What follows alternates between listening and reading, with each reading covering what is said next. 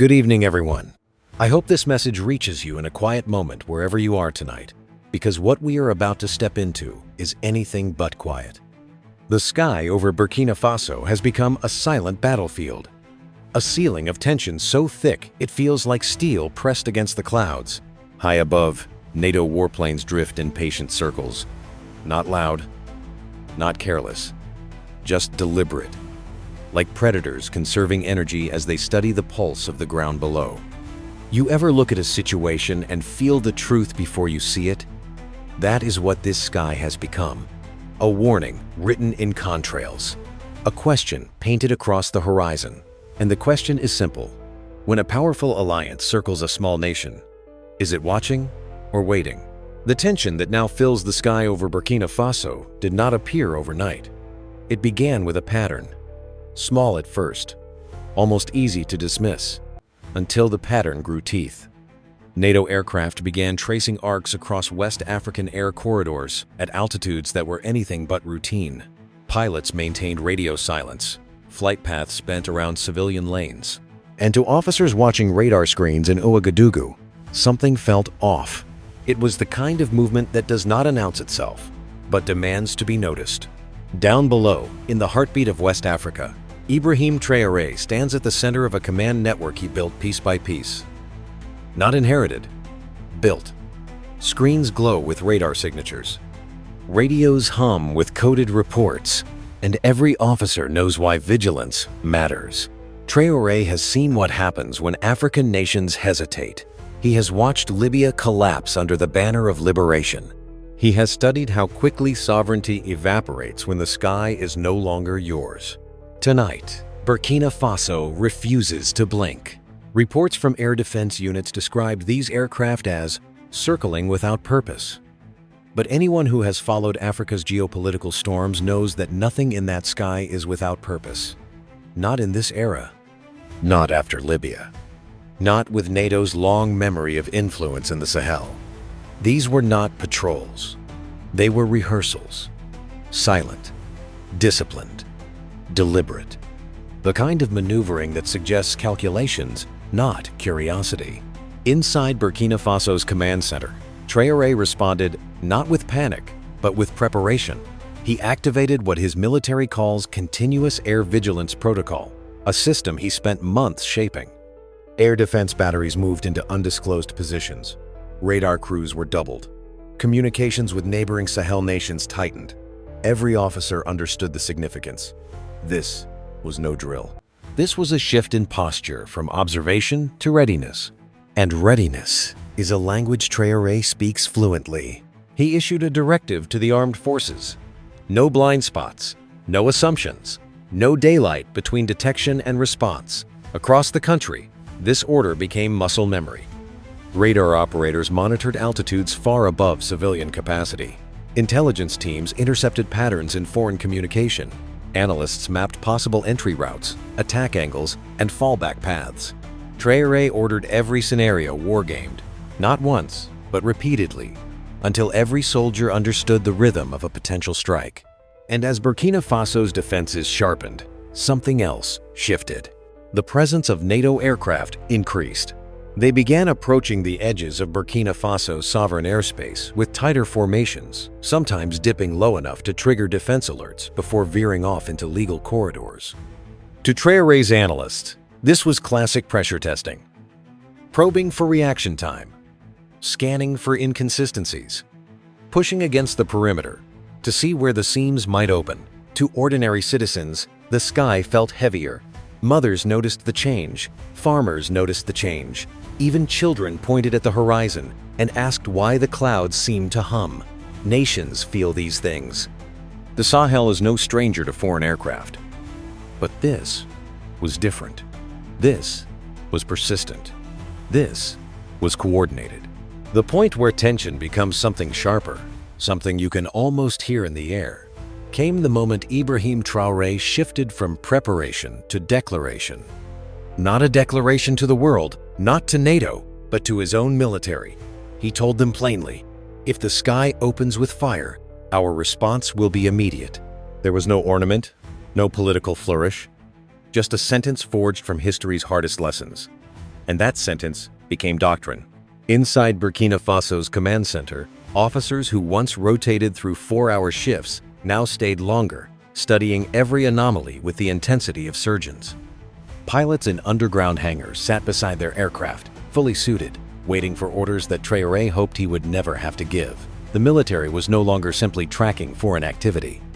They were anticipating it, rehearsing for it, preparing for the exact second when vigilance must become action. You could feel it across the entire military structure. Air defense crews ran night drills with no advance notice, simulating sudden strikes from unknown altitudes. Ground units practiced rapid dispersal in case NATO targeted strategic infrastructure. Communications teams rehearsed blackout contingencies, ensuring that if a first strike came, Burkina Faso would not be blind or silent. Traoré's logic was simple. If you're not ready before the threat arrives, you'll never be ready when it does.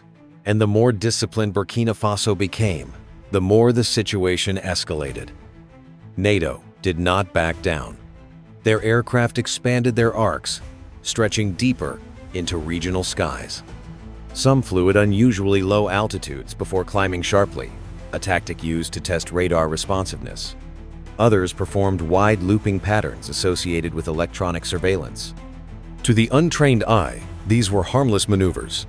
But to anyone who has spent time studying global air operations, it looked like mapping, extraction of patterns, search for vulnerabilities, measurement of response time. So Traoré escalated.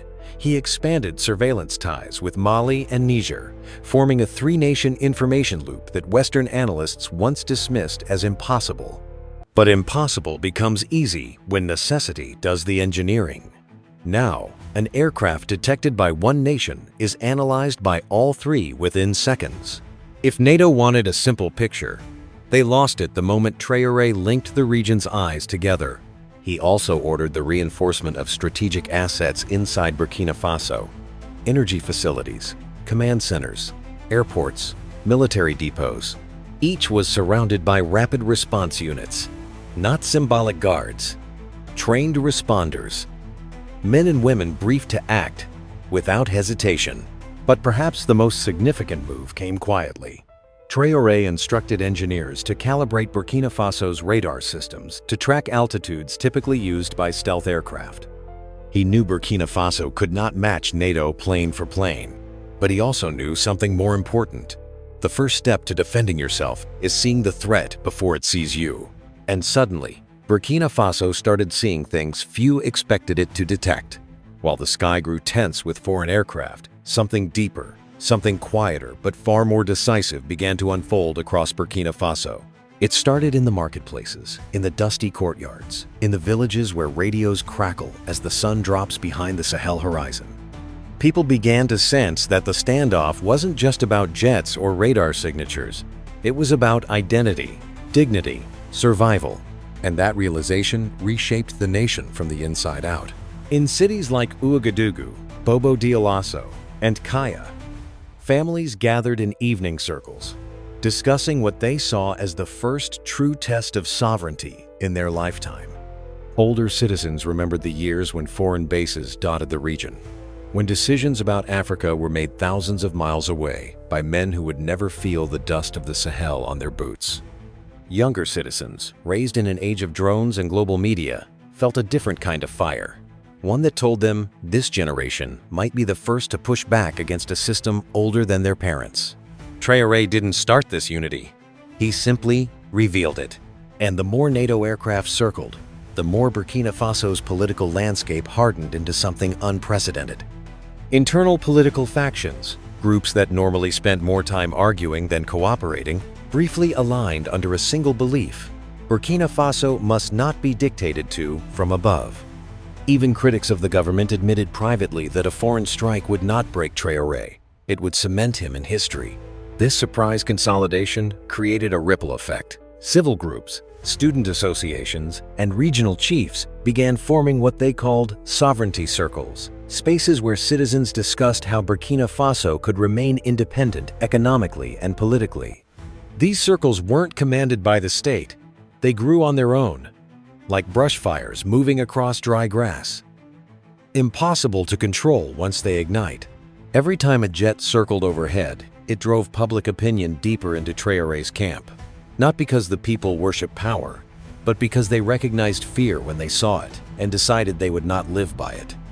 People who once questioned Traoré now saw him as the only leader willing to defend the country without compromise.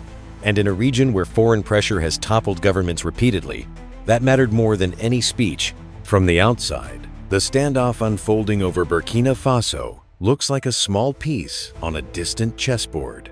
But for the United States, Europe, Russia, China, and the African Union, it's more like a seismic tremor. Small on the surface, but deep enough to signal something shifting beneath the entire geopolitical landscape. Washington was among the first to see the change. American analysts at AFRICOM and the State Department reviewed intelligence reports showing Burkina Faso's heightened military readiness and its unexpected unity. They were forced to acknowledge a truth that many policymakers had not fully considered. The era when African nations operated under quiet Western oversight was fading.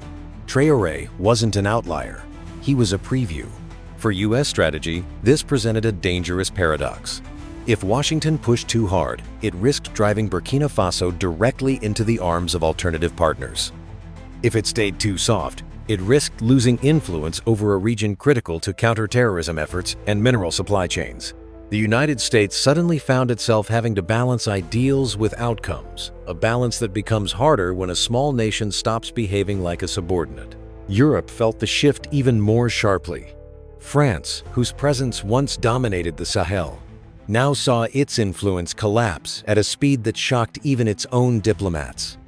Paris understood that a foreign strike, or even the perception of foreign intimidation, would backfire disastrously, fueling anti-colonial sentiment and reinforcing Traoré's image as a defender against Western overreach. Other European nations, especially Germany and Italy, urged a softer approach, fearing that a hard stance would escalate tensions and fracture alliances. Across Africa, news outlets framed Burkina Faso very differently from Western media. Instead of calling Traoré volatile or reckless, they described him as determined, methodical, and unwilling to trade sovereignty for temporary stability. Across Ghana, Senegal, Uganda, and Namibia, commentators debated whether a Sahel model was emerging, one where African countries refuse external military presence unless it operates strictly on their terms. That idea alone challenged decades of foreign influence across the continent. The African Union found itself in an uncomfortable middle ground. Some members supported Burkina Faso's defiance, seeing it as a long overdue assertion of African self-respect. Others feared the standoff could trigger broader instability, especially if a misunderstanding escalated into open conflict. Still, many recognized the symbolism of what Traoré had done. He forced global powers to treat Burkina Faso not as a pawn, but as a sovereign actor capable of resisting pressure without collapsing. And here is the question that echoes across the world tonight. If a small nation can force global powers to recalculate, what happens when a whole region starts doing the same? Looking ahead, Burkina Faso stands on a narrow ridge between danger and opportunity, a place where every decision carries weight far beyond its borders. And perhaps the most striking truth is this: Ibrahim Traoré is not planning for tomorrow's crisis. He is planning for tomorrow's structure, the kind of structure that outlives the tension, outlives the headlines, and outlives the circling aircraft above. Traoré's strategy now enters what his advisors quietly call a long burn defense. Not a sprint, not an adrenaline-fueled reaction, but a sustained readiness designed to hold steady month after month. That means rotating air defense units to prevent fatigue. It means training new radar operators so the burden isn't carried by a handful of specialists. It means ensuring that the nation's response capability doesn't flicker out with time, but grows sharper with repetition. International observers often misunderstand this phase. They assume Traoré is preparing for conflict, but what he's actually preparing for is resilience. He wants Burkina Faso to stand without trembling, whether NATO escalates, retreats, or simply waits. He wants a nation that does not panic when the sky hums, a nation that does not depend on diplomatic luck, but on its own discipline. Can Burkina Faso sustain this new resolve without igniting the very confrontation it's trying to avoid? That is the question echoing across the Sahel tonight.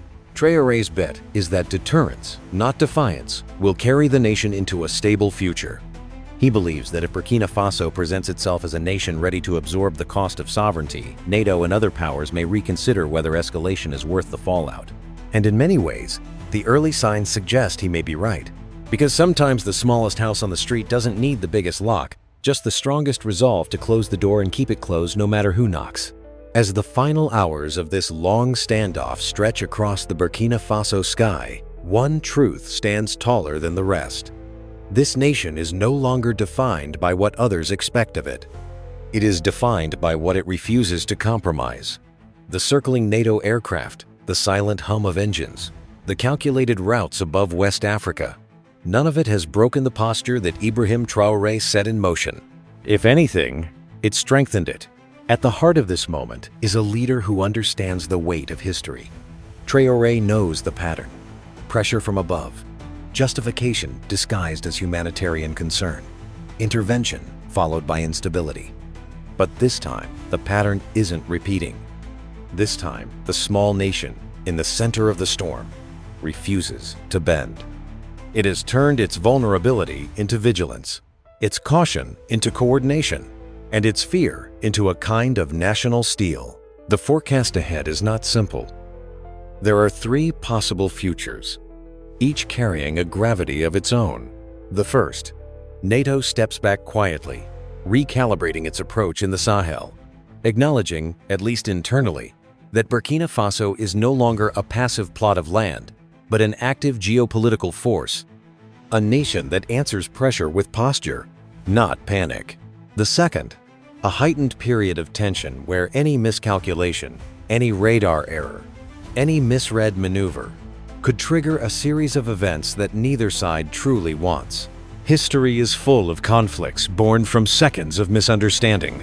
And the third, a regional transformation, where Burkina Faso's stance inspires surrounding nations to pursue more assertive sovereignty, reshaping the political landscape of West Africa far beyond what analysts in Washington or Brussels predicted. A shift not born of aggression, but of confidence. But all three futures share one central hinge: the resolve of the Burkinabé people. Their unity has become the backbone of Traoré's strategy. Their belief, quiet but unshakable, is the shield that even advanced aircraft cannot penetrate. So now the world watches, not just to see if NATO makes a move, but to see whether West Africa has rewritten the rules of dealing with global powers. And that leads to the only question that matters as we close. Is Ibrahim Traoré simply protecting Burkina Faso, or is he rewriting the future of African sovereignty altogether? What do you believe comes next?